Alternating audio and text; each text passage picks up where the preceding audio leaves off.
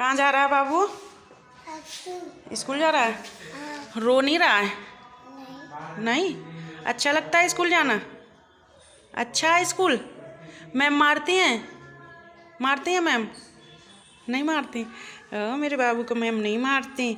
इतना छोटा सा बच्चा स्कूल जाने के लिए रो रहा है। और ज़्यादातर देखे होंगे इतने छोटे बच्चे ना स्कूल ना जाने के लिए रोते हैं कि आज नहीं जाना नहीं जाना। और इसको अगर कह दो आज छुट्टी कर ले, आज स्कूल मत जा, तो ये रोता है। स्कूल जाना है इसको भाई साहब को। आ जाओ, देखो फुल रेडी लुक में है स्कूल की ड्रेस में। अभी बोतल टांग लेगा और बैग टांग लेगा, है ना। फिर काहे से जाएगा स्कूल? पीपी से? पापा के संग पीपी से जाएगा? ओहो, बाय कर दो। वहाँ से जाएगा पीपी में। बाय कर दे सबको, बाय बाय कर दे। ऐसे ऐसे कर दे, ऐसे ऐसे बाय। जय कर दे, जय जय। राधे राधे सभी को। तो ये मेरी उसी वीडियो का दूसरा पार्ट है जो कि 23 तारीख दिन बुधवार बनाई हुई थी। तो आधी वीडियो मैंने बृहस्पतिवार को आप लोगों के साथ शेयर कर दी थी, आधी आज आप लोगों के साथ शेयर कर दूँ क्योंकि काफ़ी बड़ी हो रही थी। तो यहाँ पर हमने, जैसे कि सभी को पता, हमने उस वीडियो में सिर्फ नाश्ता क्या बना है ये शेयर किया था। इसके बाद खाने का टाइम हो गया है। तो यहाँ पर शिवम आ चुका था, लगभग 12:30-1 बज रहा था। विवेक तो घर में ही था, बारिश की वजह से स्कूल नहीं जा पाया था। तो उसने से पूछा क्या बनाए, तो उसने बोला आलू के पराठे। तो हमने चलो आलू के पराठे बनाते हैं। तो आलू उबालने रख दिए।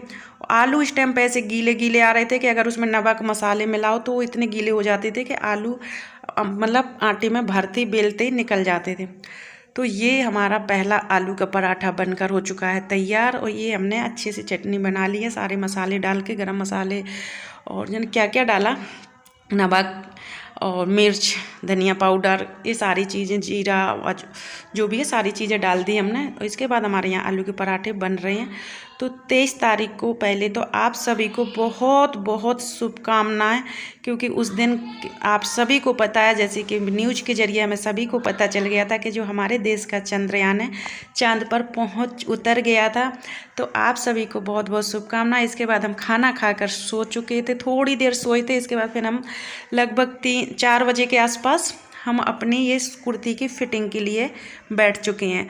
तो यहाँ पर मुझे आपसे बताऊँ तो मुझे सिलाई बिल्कुल भी नहीं आती है, मैं सिलाई नहीं करती हूँ। पर ये टूटा फूटा सामान जोड़ लेती हूँ, वो चाहे घर गृहस्थी का हो या अपनों का हो या कुछ कपड़ों का हो। तो मैं ऐसे जोड़ने में कुछ जीप करती हूँ। तो बस यही है कि हाँ, उल्टा पुल्टा जो काम होता है ना उसको सुधारने की कोशिश करती रहती हूँ। तो जैसे कि कुर्ती हमारी नई थी, ढीली थी, तो बस हमने क्या किया कि अगर हम टेलर पे पहुँचाते तो 20 रुपये ले लेते, खामा हमारे 20 रुपये खर्च हो जाते। तो हमने अपना ही आइडिया लगाया। इस तरीके से हमने क्या किया कि जो हमारी नई कुर्ती थी उसको हमने उल्टा करके और ऐसे कर दिया। इसके बाद जो हमारी फिटिंग की पुरानी कुर्ती थी उसको भी उल्टा किया और बस इसके ऊपर से करके और देख लिया कि पुरानी कुर्ती में कहाँ से सिलाई है। तो बस उसी हिसाब से हमने पेन से नई कुर्ती में निशान दे दिए।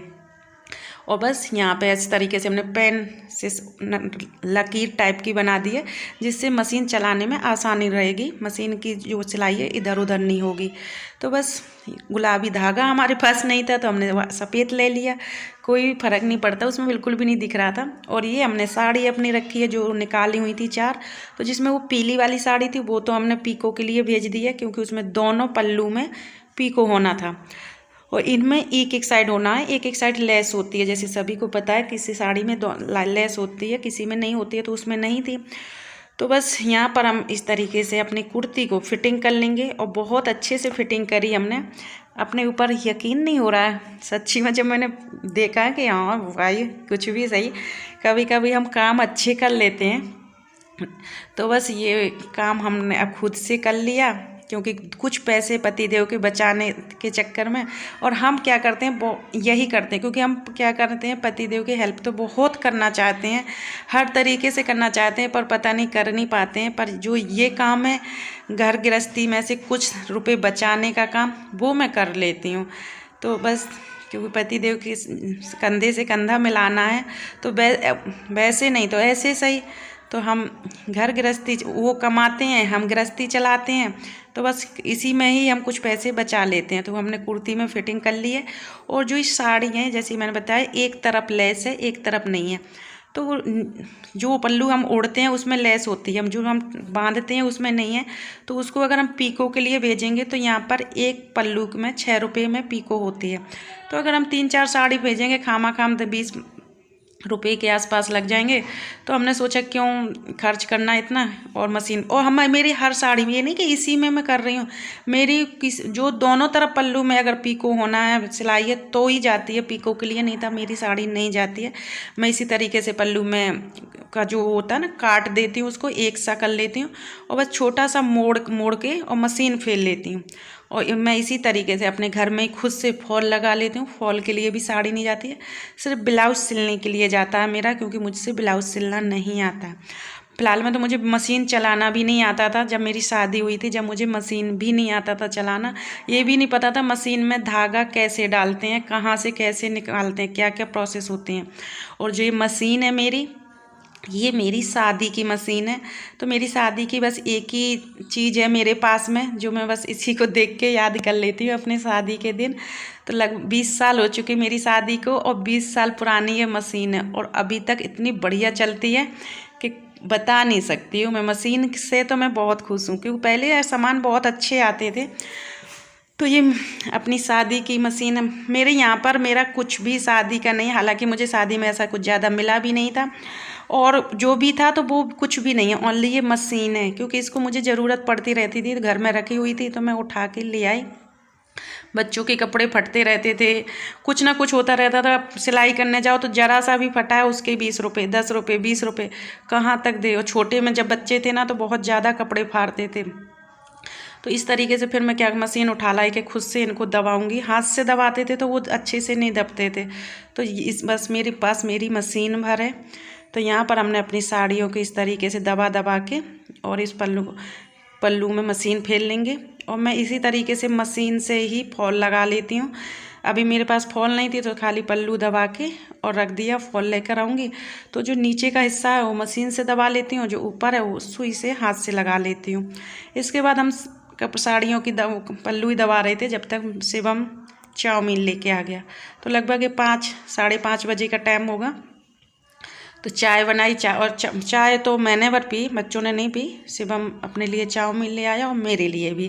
तो यहाँ पर हम तीनों लोग चाउमीन इंजॉय करेंगे। इसके बाद हम साथ के साथ अपनी साड़ी का भी काम करते जा रहे हैं, क्योंकि अभी पीली वाली साड़ी तो पीको के लिए भेज दी थी, कुर्ती और 2 साड़ी में भी वो हुआ है, तीसरी में हम कर रहे हैं। इसके बाद इसका जो ब्लाउज था तो उसका ब्लाउज मुझे नहीं सिलवाना था और जो ब्लाउज में लेस थी वो मैंने साड़ी में लगा ली। तो अब आप लोग सोचेंगे कि ये भी कोई हाथ। तो यहाँ पर शिवम लैपटॉप लेके बैठ गया।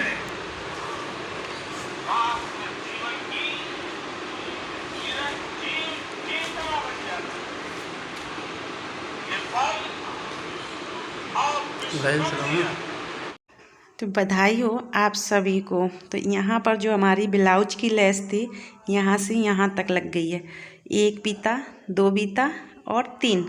तो इतने अच्छे से, तो जो हमारी साड़ी का उड़ने वाला पल्लू होता है ना, तो कमर के पास जो साड़ी आती है ना वहाँ तक लेस बहुत कम साड़ियों में होती है, तो वो मुझे अच्छी नहीं लगती। वो इस साड़ी का ब्लाउज ये वाला है तो ये मुझे अच्छा नहीं लग रहा था। तो मैंने सोचा इसको हटाओ, जिस तरीके की लेस है इसी तरीके का मार्केट से सिलाया ब्लाउज ले आएंगे, वो ज़्यादा अच्छा जाएगा।